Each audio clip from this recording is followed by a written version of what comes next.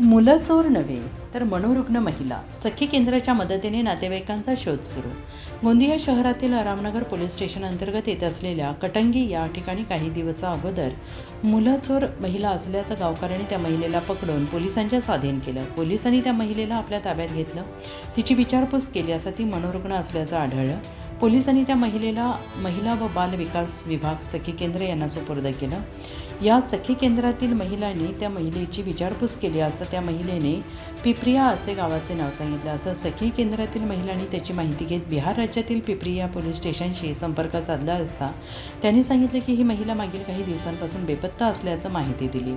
पिपरिया पोलिसांच्या मदतीने त्यांच्या नातेवाईकांशी संपर्क साधला आणि त्या 37 वर्षीय महिलेला तिच्या कुटुंबियांकडे सुपूर्द करण्यात आली. सर बच्चा चोर म्हणून तिला पकडण्यात आलं होतं गावकऱ्यामार्फत आणि रामनगर पोलीस स्टेशनमार्फत आपल्या वन स्टॉप सेंटर इथे दाखल केलेली होती. इथे आल्यानंतर सर्वात आधी तर आम्हाला ती मानसिक रुग्ण आहे हे सांगण्यात आले.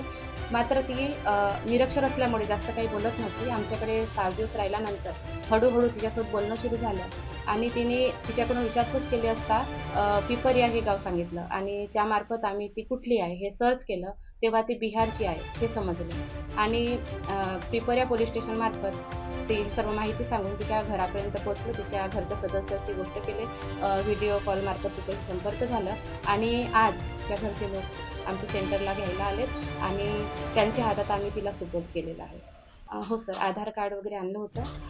आमचे हे सेंटर जे आहे 24x7 महिलांसाठी कार्यरत आहे आणि माननीय जिल्हा महिला बालविकास अधिकारी गोंदिया यांच्या मार्गदर्शनामध्ये हे चालत असते आणि इथे जे पीडित महिला आहेत, कोणत्याही प्रकारच्या समस्या संबंधित महिला यांना इथे समुपदेशन, शेल्टर, निवारा या सर्व सोयी एका छताखाली उपलब्ध केल्या जाते आणि अशा महिलांना ज्या पीडित आहेत त्यांना त्यांच्या सर्व सुविधा देऊन त्यांच्या समस्यांची इथे निराकरण.